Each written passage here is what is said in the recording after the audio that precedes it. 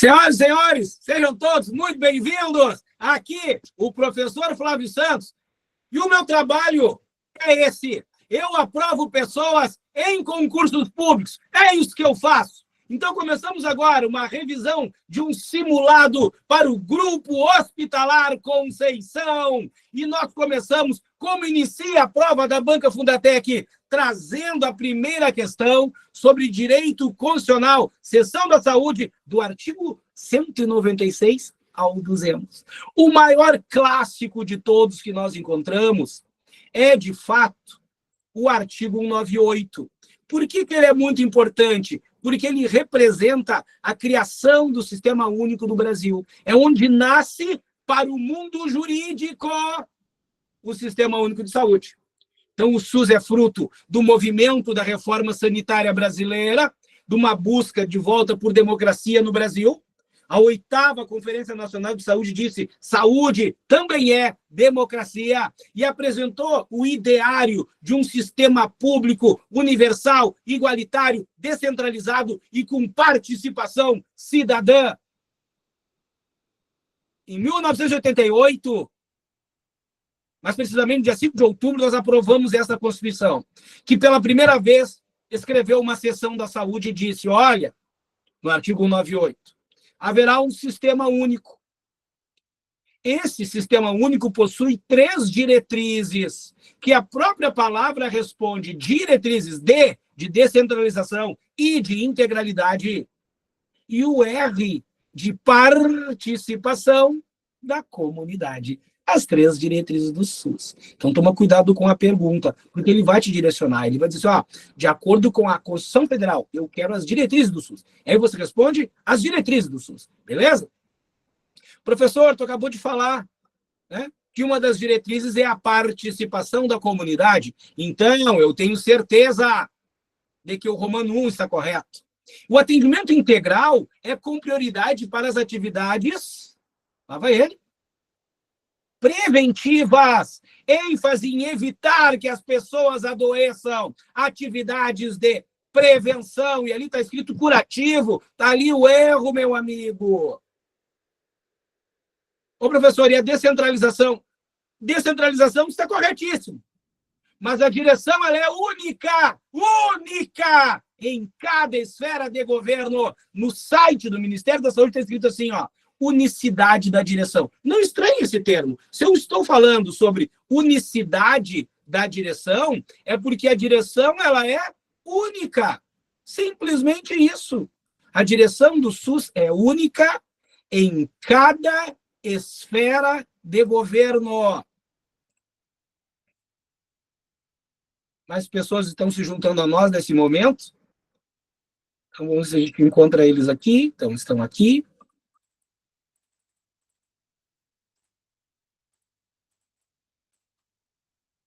Dificuldade de liberar? Foi. Foi? Todo mundo aí? Perfeito. Descentralização com direção única em cada esfera de governo. Quer dizer que o Romano 3 está errado também, professor. Então, somente a 1 está correta. Certíssimo. Questão concluída e trazido para vocês aqui. Olha só a explanação no teu imaginário. Diretrizes do SUS. Descentralização, atendimento integral e participação da comunidade. Não pode errar. Lembre-se sempre que o SUS é um conjunto de ações e serviços prestados por órgãos, Ministério da Saúde, Secretaria Estadual, Secretaria Municipal de Saúde, órgãos, e também por instituições federais, estaduais e municipais da administração direta e da indireta. E o SUS também possui fundações, professor. E essas fundações são mantidas pelo poder público. E aqui está uma demonstração da administração direta, que é quando o ente público é o prestador de serviço. E a indireta é quando a gente cria essas instituições, fundações, autarquia, sociedade de economia mista e empresa pública. E quando tu disser empresa pública, diga Grupo Hospitalar Conceição. Eu serei uma empregada pública federal, professor, e eu estou pronta para os meus 12 mil por mês, professor. É sobre isso a conversa aqui. É sobre isso. Aí, agora que eu já te falei, né, temos que falar da sangria, que é a Lei 8080, quando ela pede atribuições do SUS. Nós chegamos ali no artigo 15, 16, 17, 18 e debatemos atribuições comuns, nacionais, estaduais e municipais. E aí, claro que é muito denso de conteúdo. E claro que ali a gente diferencia quem é quem numa prova de concurso. E muitos alunos meus gabaritam porque eles fizeram o tema de casa. Que tema de casa, professor? Esse aqui que eu já deixei uma colinha para ti, ó. Atribuições do SUS federal, estadual e municipal. Fecha aí o microfone. Então, sobre atribuições do SUS, eu tenho uma grande dica. Quando tu abre aqui as atribuições, mas é muita coisa. Eu tenho que passar isso aí a limpo? Tem. Eu coloquei só as principais, as que caem na tua prova. O que mais cai? A federal e a municipal. Se você for fazer um concurso do Estado do Rio Grande do Sul, aí vai cair a estadual. Em geral, é federal e municipal. E claro que são as atribuições comuns. Porque se é comum, é porque pertence a todos os entes federados. União, Estado, Federal e município. E aí tem uma dica que eu dou para o aluno. A maioria das questões de prova que pede atribuições comuns, ela já entendeu que em atribuições comuns, a primeira palavra termina com ão. Em geral, é assim. Você vai lá na Lei 880, no artigo 15º, pode ir lá olhar. E tu vai ver. Definição das instâncias e mecanismos de controle. Organização e coordenação do sistema de informação em saúde. Realização de operações externas de natureza sanitária. Veja que é definição, organização, realização e outros mais, participação, vocês vão encontrar lá. Não é somente, mas, em geral, atribuições comuns tem o ão para te guiar. E essa guia, tu vai utilizá-la para entender que nas atribuições federais, estaduais e municipais não tem o ão. Não tem, são verbos no infinitivo. Então, esse cuidado é que você vai ter que ter. Então, veja só, parece difícil a questão 2. Professor, olha só, ele perguntou atribuições municipais. E aí eu digo para o meu aluno, só tem um romano da municipal que tu tem que decorar, que é o primeiro aqui. Compete ao município planejar, organizar, controlar, avaliar, gerir e executar serviços públicos de saúde. Ô, professor, quanto verbo? É isso mesmo. Tem 6 verbos no infinitivo aqui. 6 verbos.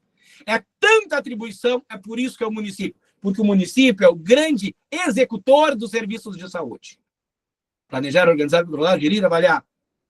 Gerir e executar serviços públicos de saúde. É município. Com certeza é município. E outra coisa que eu já sei, professor, se tem a palavra ão, é atribuição comum.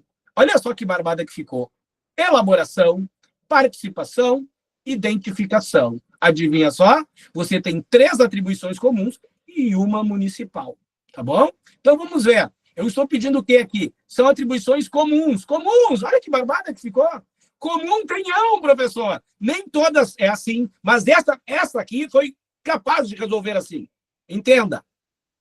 Porque como é que tu resolve? Tem ão, é comum. Mas aquele planejar não poderia ser atribuição comum? Não, porque este planejar, organizar, controlar, avaliar, gerir, executar, que tem 6 verbos efetivos, esse pertence ao município. Esse tu tem que decorar que é do município. Aí tu mata a charada das questões de prova. Tá bom? Faça o seu mapinha, como está aqui. É importante que você faça a parte do mecanismo, né, da mecânica mesmo, para a tua construção da memorização. Isso é muito importante. E depois, a gente entra numa outra questão de Lei 8080, que eu trouxe para vocês, que fala do clássico que vocês encontram na Lei 8080, né, como área de atribuições do SUS, mas também encontram até na Constituição Federal, no seu artigo 200. Então, é uma questão de prova muito conhecida. Bom, veja só. Por favor, feche o microfone, pessoal. Pessoal com o microfone aberto. Feche, por favor. Joana! Joana, feche o microfone.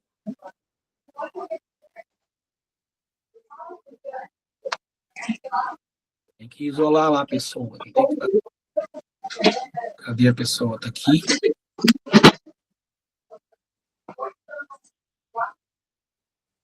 Sumiu a pessoa.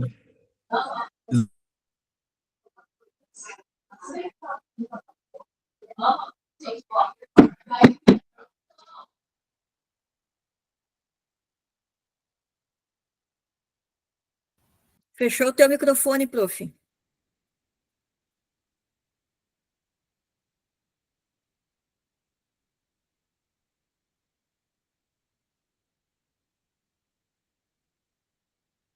Não, tá fechado ainda.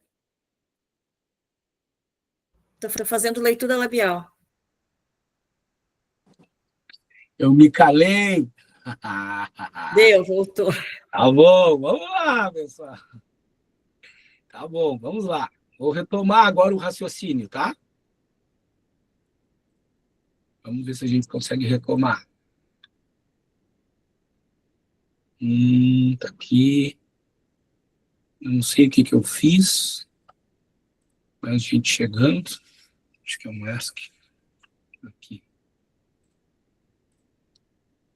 Nós estamos agora entrando na questão de número 3 da Lei 8080 aqui, que pede para nós, né, atuação do SUS, área de atribuição. O SUS atua na participação, na formulação da política e na execução de ações de saneamento básico. É verdade, essa participação é de grande valor para nós. A colaboração na proteção do meio ambiente, nele compreendido o meio de trabalho, a atuação do SUS. Controle e fiscalização dos serviços, produtos, substâncias, claro que é o SUS.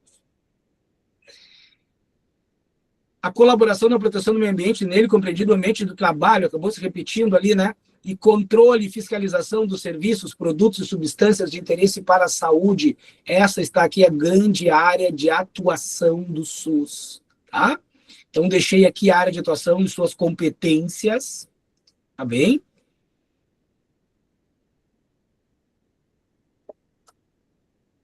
Controle e fiscalização, colaboração do meio ambiente, colaboração do meio ambiente. Tem 5 itens aqui, né? Isso. Vamos ver.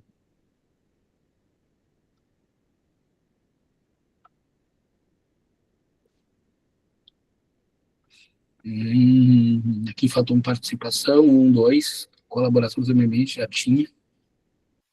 4 está repetido, professor. 4 está repetido na questão. Vai dar recurso. Vai dar recurso nessa questão.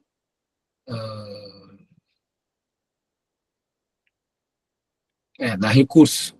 Ela seria 1, 2, 3 e 4, mas como está repetido também aqui, ó, não tem como responder, seriam todas, né? Mas é porque está repetido. Então, aqui deu um recurso, professor. Recurso na questão. Perfeito. Mas está tudo certo, tá? Dava recurso porque não tem a opção de estão todas corretas. Então, já entraram com recurso e eu auxilio vocês. Mas está tudo certo, tá? A questão 3 está toda certa, só não tem a opção para nós marcarmos. Então, questão anulada. Vamos aqui olhar agora a área de assistência à saúde sendo livre à iniciativa privada. Pessoal, a regra básica e estrutural. Assistência à saúde é livre à iniciativa privada. Essa iniciativa privada, quando atende a população aí fora, deve respeitar os preceitos éticos e os princípios do SUS. A iniciativa privada, essa mesmo, pode participar do SUS em caráter complementar, mediante contrato ou convênio. Cuidado com pegadinhas. A iniciativa privada participa do SUS em caráter suplementar. Não, é em caráter complementar. A saúde suplementar é aquela que está ali fora, que não atende pelo SUS. Então, tomem cuidado com pegadinhas, tá bom? Separei para vocês aqui, porque quando a gente está falando em área de gestão e atuação, né, fala de órgãos, lembrem sempre aqui, ó, nacional, estadual e municipal. Órgão, Ministério da Saúde. No estado, Secretaria Estadual. No município, Secretaria Municipal. E a parte da política da interação social, onde tem as comissões de intergestores. A CIT, que é a Comissão de Intergestores Tripartite, a CIB, Comissão de Intergestores Bipartite, e a CIR, que é a Comissão de Intergestores Regional, que nasceu no Decreto 7508 de 2011, que atualiza a Lei 8080. E o professor, e a parte do colegiado, Conselho Nacional, Conselho Estadual, Conselho Municipal de Saúde. E a cada 4 anos ocorre a Conferência Nacional, Estadual e Municipal de Saúde. Então, dito isso, nós entramos agora numa questão de prova sobre o Estatuto da Pessoa Idosa. É normal quando a gente busca algumas questões mais antigas que ainda diga Estatuto do Idoso, tá? Hoje é tudo considerado Estatuto da Pessoa Idosa. Ocorreu uma mudança de nomenclatura. Veja só o que eu separei para você aqui. Em todo atendimento de saúde,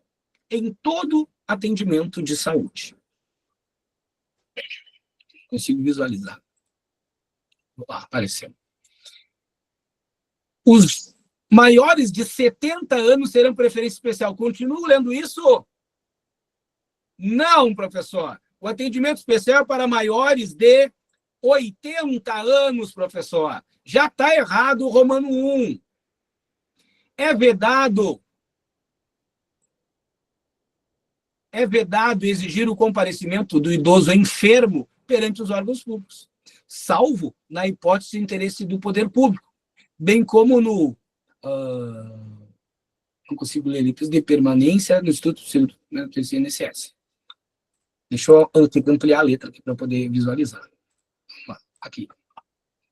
É vedado exigir o comparecimento do idoso enfermo perante os órgãos públicos. É verdade. Salvo na hipótese de interesse público, bem como no caso de perícia médica do Instituto Seguro Social do INSS.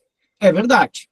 A pessoa idosa, a partir de 65 anos, que não possua os meios de prover sua subsistência e nem de tê-la provida por sua família, é assegurado o benefício mensal de um salário mínimo nos termos da LOA.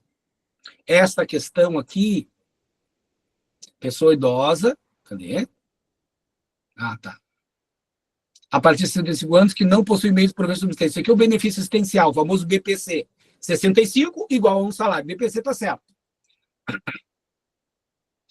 Vou te mostrar por que o Romano 2 está errado, tá? É verdade exigir o comparecimento do idoso enfermo perante os órgãos públicos. Verdade.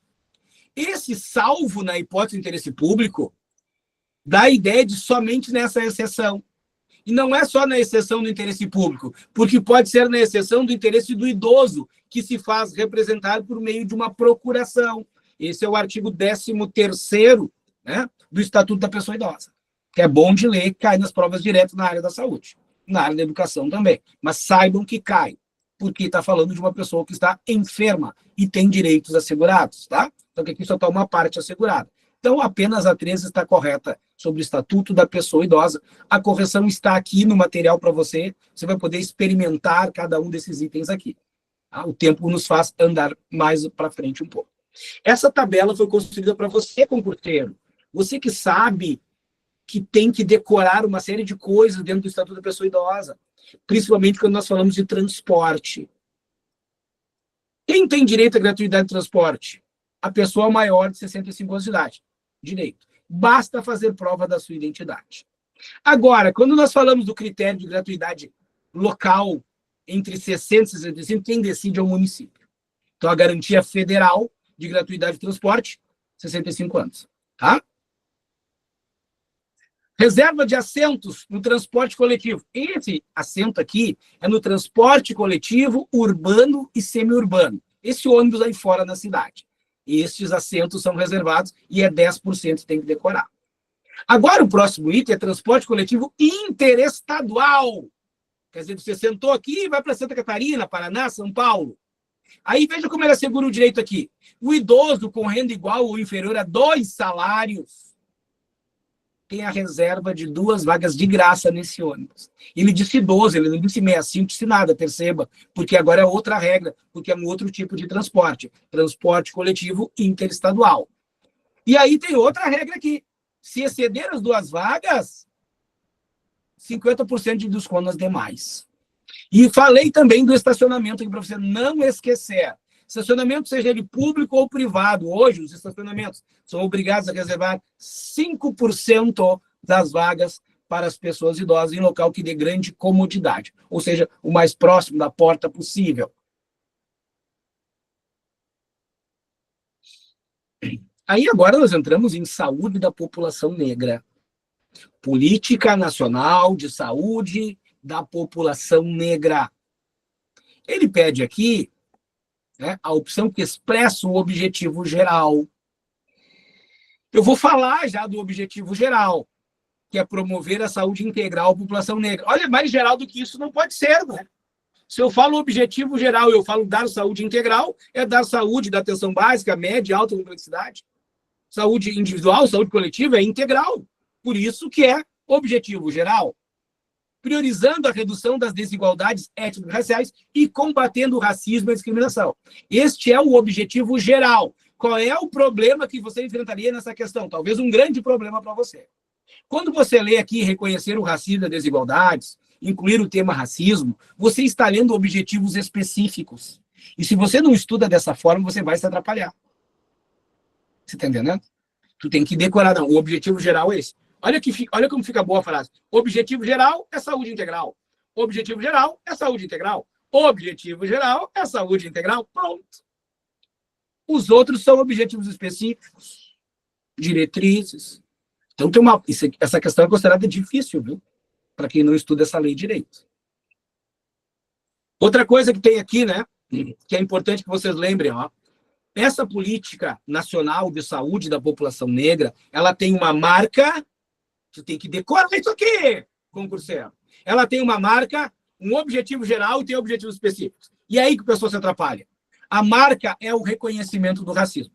Quer dizer, tu nem começa a ler essa lei se tu não lê a lei dizendo eu reconheço que tem racismo institucional. Eu reconheço que existe discriminação racial. Essa é a marca desse texto. Depois ele traz o objetivo geral, que vocês acabaram de ver, e depois vem os objetivos específicos. Professor, os objetivos específicos. Objetivos, professor, traz o verbo no infinitivo. Está aí a questão da tua prova, está aí a tua solução. Já de outra forma, a portaria 992, sobre a política nacional de saúde integral da população negra, dá alguns itens abaixo no combate a racismo e discriminação. Tá? E sobre objetivos específicos.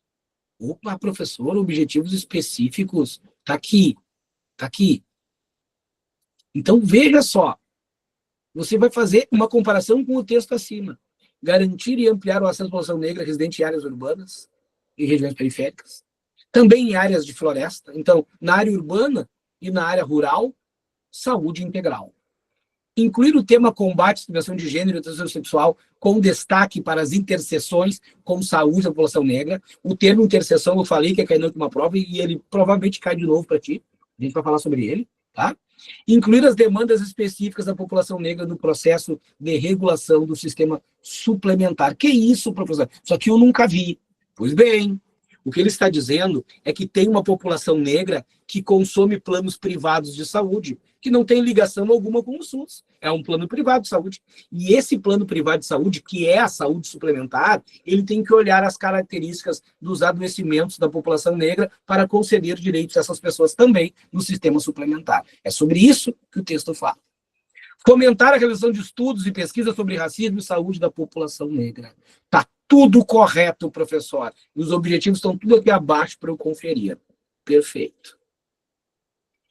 Mais um item para você. De acordo com a Política Nacional de Saúde Integral da População Negra, o reconhecimento do racismo, das desigualdades étnico-raciais é o quê? Eu acabei de te mostrar, isso vira questão de prova.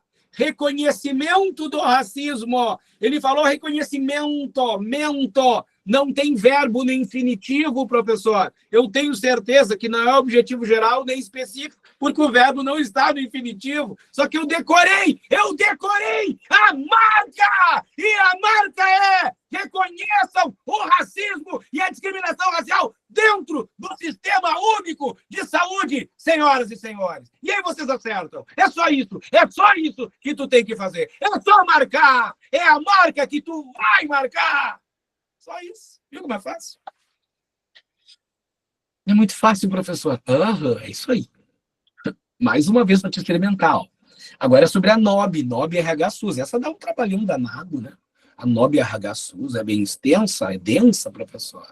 Mas ele disse assim, ó, responsabilidade do gestor de saúde federal. Responsabilidade federal. Segundo a Política Nacional de Gestão do Trabalho em Educação e Saúde. Responsabilidade federal, exceto. Que danados, né? Por isso que você circula essa partezinha aqui. Ô, professor, como é que eu vou saber que isso aqui, e é lá no final dessa política, como é que eu vou saber que isso aqui é uma responsabilidade federal ou não é? Pelo simples fato de tu saber que escolaridade fundamental é a obrigação do município. Então, se eu estou falando sobre o compromisso do gestor federal, o gestor federal não tem que assegurar a escolaridade fundamental. Então, a gente aprende no direito constitucional ou na vida que a educação infantil, o ensino fundamental é município, que a educação de nível médio é Estado e que as universidades são obrigações federais. Se ele está falando de escolaridade fundamental, essa é uma atribuição municipal. As demais todas são atribuições do gestor federal. Ponto final. Claro que a gente não ia se furtar de olhar alguns princípios do SUS dentro da NOB-RH SUS. Então, a Política Nacional de Gestão para o Trabalho em Saúde. Aqui nós falamos dos direitos dos trabalhadores, da inclusão social de pessoas, do cuidado na nossa saúde, saúde do trabalhador. Como eu disse, é um texto bem denso, mas dentro do texto eles, olha aqui, ó, a gente tem alguns princípios na saúde do trabalhador que são semelhantes aos princípios do SUS. Universalidade é incluir nos planos e programas de ações de todos os trabalhadores, independente de quem é o trabalhador. Se você é estatutário, se você é seletista, como no Grupo Hospitalar Conceição, ou no Hospital de Clínicas de Porto Alegre, se você é um contratado em regime especial por um determinado tempo, se você é um temporário, ou se você é um terceirizado dentro do GHC. Todos têm acesso à saúde do trabalhador. Isso é a universalidade do cuidado em saúde dos trabalhadores. A promoção da saúde é uma estratégia de promoção enquanto resultado num conjunto de ações, né? Controlando os riscos, prevenindo doenças, recuperando pessoas, né, que tiveram seus danos, garantindo a elas reabilitação no trabalho e muitas vezes reeducando a gente para trabalhar. Isso é promoção da saúde dentro do Sistema Único de Saúde, para os seus trabalhadores. Integralidade da atenção, garantir a articulação de ações, assistências e recuperação do agravo e prevenção e intervenção nos fatores determinantes de promoção da saúde. Ou seja, ações individuais e curativas. Olha o conceito de integralidade que tu aprende lá na Lei 8080.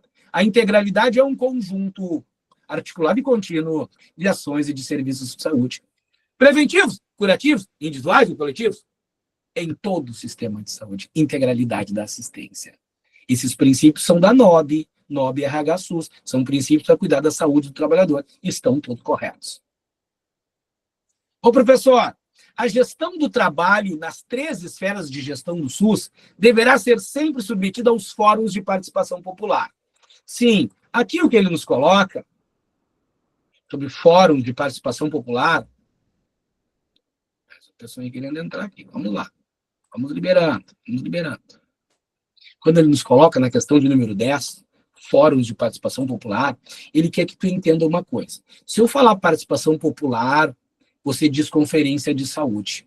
Se eu falar controle social, você responde conselho de saúde. Então, a conferência de saúde mostra a participação popular. Ela ocorre a cada 4 anos em cada esfera de governo. Conferência Nacional, Estadual e Municipal de Saúde, garantindo a participação popular, Lei 8.142, que também nos apresenta o controle social do SUS, que é o Conselho de Saúde. Esse é permanente. Enquanto a conferência ocorre a cada 4 anos, o Conselho de Saúde é permanente. Resposta da 10, Argentina. Provocação para vocês. Clássico de prova para o nível superior, enfermeiros. Serão criadas comissões intersetoriais. As comissões intersetoriais do artigo 12 da Lei 8080 são subordinadas a quem? Tu não pode errar. Profissional de nível superior. Você que está aqui, fisioterapeuta, nutricionista, enfermeiro, médico que vai assistir essa aula. A comissão intersetorial, ela é subordinada ao Conselho Nacional de Saúde. Não pode errar. Ela é integrada por vários ministérios e pela sociedade civil organizada. Não pode errar. Comissão intersetorial, subordinada. De novo. Ao Conselho Nacional de Saúde. Tudo bem? Sobre a Política Nacional de Atenção Integral à Saúde da Pessoa com Deficiência. Outro clássico de prova que tem caído nas provas anteriores do GHC. Esta política traz algumas definições. E a melhor definição, que vocês vão marcar como correta aqui, eu quero ir direto ao assunto, tá? É o conceito de interseccionalidade, tá bom? Aqui tem algumas estratégias na questão para te induzir ao erro, tá bom? Como dizendo que essa política define que é possível a pessoa possuir altas habilidades e ao mesmo tempo ter deficiência. Essa política não define isso. Ela não fala sobre isso dessa forma, tá? Ó, guarda os direitos das pessoas com deficiência, mas exclui o acesso à tecnologia assistiva. Não, tá errado. E a gente já vai falar do termo tecnologia assistiva. O termo agora em debate é o seguinte, vai cair na tua prova. Grava bem o que tu tá falando, grava, isso aqui tá gravando. Tu vai ver, tu vai fazer a prova e vai encontrar. Interseccionalidade. É o termo que caracteriza a interação entre um ou mais marcadores sociais e suas consequências sobre determinados grupos sociais. Na saúde, a análise interseccional reconhece que as experiências de saúde e bem-estar das pessoas são influenciadas por múltiplos fatores interconectados e que as iniquidades sociais resultam dessa complexa interação. Interseccionalidade é a interação, é o encontro das diferentes dificuldades sociais. Professora, minha vida é difícil porque eu sou pobre. Sou pobre, sou mulher, sou negra. Também sou cadeirante, sou transexual e moro num lugar que não tem saneamento básico. Tudo isso dificulta a tua vida. Entender isso é entender a interseccionalidade como um encontro. Olha o termo, o imbricamento. O imbricamento, o encontro de diferentes dificuldades em um indivíduo ou num grupo de pessoas. Então, você querer exigir que essa pessoa tenha um grande sucesso em sua saúde e sua vida, quando a pessoa vem de uma realidade social muito dura, é porque você não entendeu os fatores determinantes e condicionantes à saúde do artigo 3º da Lei 8080. Tudo isso é muito difícil. Baixa escolaridade, emprego baixo, baixa remuneração, desempregado, pobre, filho de pessoas também carentes que não tiveram uma grande educação para te trazer, às vezes nem uma educação para higiene básica. O imbricamento, a interseccionalidade é compreender e fazer uma análise desses diversos encontros que dificultam ainda mais a vida da pessoa. Isso é interseccionalidade. Fatores interconectados que mostram as iniquidades sociais que dificultam a vida desta população brasileira. Dinamarca é a resposta. Coloquei para vocês aqui também estudarem um resuminho da Política Nacional de Atenção Integral à Saúde da Pessoa com Deficiência. Isso aqui provavelmente estará na tua prova, por isso que está tudo ajustado para você. Tá? Tudo ajustado para você. Mostrando que a nossa Política Nacional de Atenção Integral à Saúde da Pessoa com Deficiência tem objetivo, tem conceitos, tem princípios e tem diretrizes. E tu vai estudar como ninguém os princípios da Política Nacional de Atenção Integral, né, à Saúde da Pessoa com Deficiência. E esse termo que eu coloquei aqui, uma colinha, ele é muito importante para os teus estudos. A Banca Fundatec tem perguntado isso aqui, inclusive nos concursos que têm conhecimentos gerais ou atualidades. Capacitismo, pessoal. Capacitismo é a discriminação e o preconceito social praticados contra a pessoa com deficiência.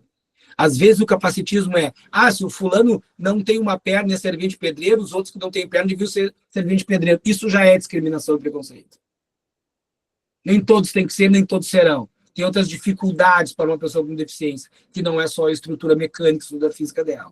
Tem questões emocionais, sociais, tá? Psicológicas. Então isso é capacitismo, discriminação e preconceito social praticado contra as pessoas com deficiência. E aí eu trouxe para vocês aqui experimentarem os princípios da Política Nacional de Atenção Integral à Saúde da Pessoa com Deficiência. Tá? Você poderia experimentar eles aqui, Princípios. do direito à vida, do respeito às diferenças e à diversidade, da inclusão social, do acesso universal, do ambiente facilitador à vida, da humanização da atenção, da acessibilidade, da gestão participativa e do controle social. Aí você vem e compara ele aqui. Acesso universal à saúde, ambiente facilitador. Ô, professor, eu estava vendo aqui o princípio aqui, ó. Cadê? Gestão participativa e controle social. Ó, tá aqui, professor, ó. Mas o que eu vi, professor, aqui, é que eu não achei nos princípios o enfrentamento ao capacitismo. É porque não é um princípio, é uma diretriz. Daí a gente separa que nível de estudo tu tá. Você tá entendendo? Porque tem gente que vai aceitar 80% das questões de políticas públicas, e vai acertar 90%. Quem acerta 90% sabe isso aqui. Princípios não podem ser confundidos com diretrizes. E você faz o seu tema de casa, anota isso aqui e fica percebendo. Coloca em paralelo e vai poder perceber o que eu estou te dizendo. Princípios, tu vai ter que decorar. E entender que isso aqui é uma diretriz. Se é diretriz, não é princípio. Então, aqui tem um, professor, que não é princípio. Aí eu tenho um verdadeiro, um falso, um verdadeiro. Um verdadeiro, um falso e um verdadeiro. Aí tu chegou na resposta da prova. Tá? Então, citei as diretrizes para você ali e tudo mais. A alternativa correta acerca da saúde na forma da Constituição Federal. Aqui eu quero que tu preste bem atenção. Presta bem atenção. Quando você abre a Constituição Federal, a Constituição Federal diz assim, ó, é vedada a participação direta e indireta de empresas e capital estrangeiro na assistência à saúde, salvo os casos previstos em lei. É assim, e lá na Constituição Federal está escrito igual. Agora, o que acontece é que quando você está estudando a Lei 8080, a Lei 8080 diz assim, ó, é permitida a participação de capital estrangeiro na saúde nos seguintes casos. E está certo lá também. Então, os professores têm que tomar cuidado. A Constituição Federal deu uma ordem. É proibido o capital estrangeiro na saúde, salvo os casos previstos em lei. Aí veio a Lei 8080 e disse, oi, eu sou a lei. E a exceção é nesses casos aqui. E eles, olha, é permitido nos seguintes casos. Podem vir para o Brasil policlínicas, clínicas especializadas, hospitais gerais, podem vir explorar a atividade econômica no Brasil. Então, está certo a afirmativa a respeito da Constituição Federal, e quando faz a afirmativa da Lei 8080, que ela diz assim, ó, conforme a Lei 8080 é permitido capital estrangeiro na saúde nos seguintes casos, também está certo. Tá? Como eu disse, nós estamos num outro nível de estudo aqui.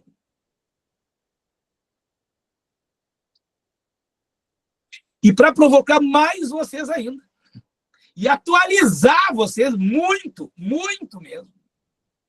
Aí vocês têm ideia do que vocês encontram na plataforma. Né? Residência profissional, agora, ó, agora que eu vou fazer residência do GHC, turma de 2025. Agora, olha a pergunta deles, de agora. De acordo com a Lei 13.146, que é o Estatuto da Pessoa com Deficiência, o Estatuto que trata de inclusão social. Isso aqui é muito, muito linkado com a área da saúde. Essa parte aqui, que está como questão de prova para você, diz assim, ó. A avaliação da deficiência, quando necessária, ela será biopsicossocial. É verdade. Quando realizada por uma equipe multidisciplinar, interdisciplinar,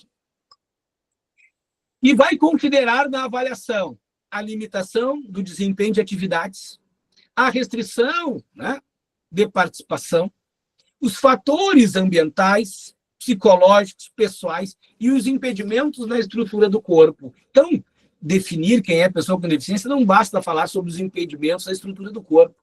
Tem que falar sobre as condições de limitação de atividades, de restrição de participação social, de fatores socioambientais, psicológicos que influenciam nesse indivíduo. Tá? Deixa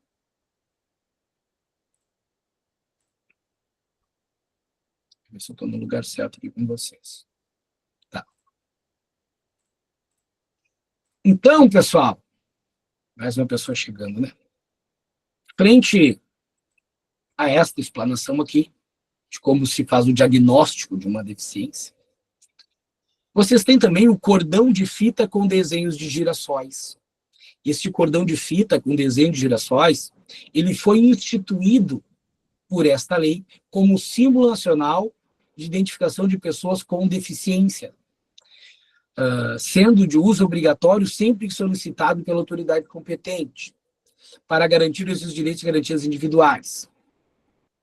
Para fins da aplicação dessa lei, considera-se tecnologia assistiva o conjunto de adaptações, modificações e ajustes. Pois bem, tenho que te mostrar o cordão de fita com desenhos de girassóis, tá? Tu nunca mais vai esquecer dele. Aqui bem na tua frente. Não é pulseira, é cordão de fita, não é pulseira. Não são tulipas, não são rosas amarelas, não são pecinhas. Cuidado com essa pegadinha, tá? De quebra-cabeça. São girassóis. E ele é o símbolo de pessoas com deficiências ocultas. É para orientar a sociedade ali fora. Olha ali, ó, o garotinho, olha aquela senhora com cordão de girassóis no pescoço. Ela tem uma deficiência oculta.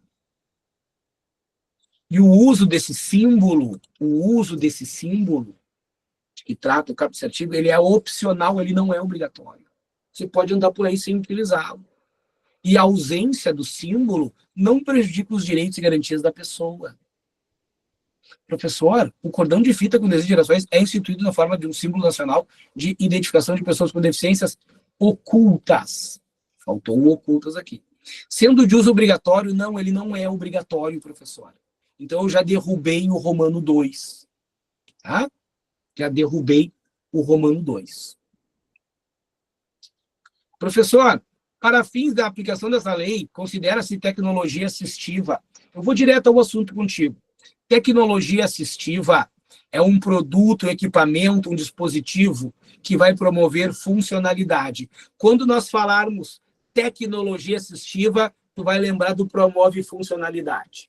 E aí tu vai lembrar de próteses, órteses, que dão funcionalidade. Isso é tecnologia assistiva. Uma cadeira de rodas, um aplicativo do teu celular que amplia o tamanho das letras, aquela comunicação que muitas pessoas têm, que chegam próximo da gente, aproximam o microfone do pescoço, né?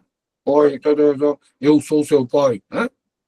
Esse microfone aqui, que tem uma caixinha de som na pessoa, é uma tecnologia assistiva, ou chamada também de ajuda técnica. Uma lupa para ampliar a altura, o tamanho da letra, é uma tecnologia assistiva ou ajuda técnica. Tem que decorar, ela cai muito, muito, muito nas provas. Conceito de tecnologia assistiva ou ajuda técnica. Tá? Produtos, equipamentos, dispositivos que dão funcionalidade relacionada à atividade e à participação da pessoa com deficiência ou com mobilidade reduzida. Que é isso aqui, professor? Assista a aula. Pessoas com mobilidade reduzida, pessoas idosas. O que um idoso pode usar como tecnologia assistiva? Uma bengala, um andador. Olha que tecnologia assistiva o andador. Né? Tem o pessoal que colocou no andador rodinha, pessoal. O idoso agarra aqui e dispara correndo. Depois tem o freio, vai freando, só foi reduzindo, trocando a marcha. Pois é, que baita tecnologia assistiva ou ajuda técnica deu funcionalidade. A avó tá voando, professor. Tecnologia assistiva ou ajuda técnica. Objetivo é promover funcionalidade, mobilidade para as pessoas também com mobilidade reduzida. Idoso, gestante, pessoas com criança de colo, obeso, tecnologia assistiva ou ajuda técnica. Com isso, e aí ajudem a arrumar o gabaritinho, tá? A gente tem o conceito equivocado aqui de tecnologia assistiva, muito equivocado, isso aqui é um outro conceito, tá? Que chama-se adaptação razoável, é o nome do conceito. Então, não é mesmo o Romano 3. O Romano 2, nós encontramos o erro. Então, nós ficamos com a alternativa letra A e ajudem a arrumar o gabaritinho de vocês ali, tá? Coloquem na 15, letra A. E assim, senhoras e senhores, nós chegamos ao fim de uma explanação de provável questões de prova que estarão junto a vocês logo, logo aqui, porque o dia se aproxima para o nosso sucesso. Eu costumo dizer para os meus alunos nessas horas que estão chegando que Deus tem visto as tuas lutas. Ele sabe o quanto é difícil, sabe o quanto tu te dedica. E ele diz que uma glória está chegando e que o teu nome estará no link de aprovados do Grupo Hospitalar Conceição. Foi uma hemorragia de prazer. Obrigado pela atenção. Eu sou o professor Flávio Santos. Eu aprovo pessoas em concursos públicos. É isso que eu faço. Obrigado, professor. Muito obrigado, de coração. Obrigada. Valeu.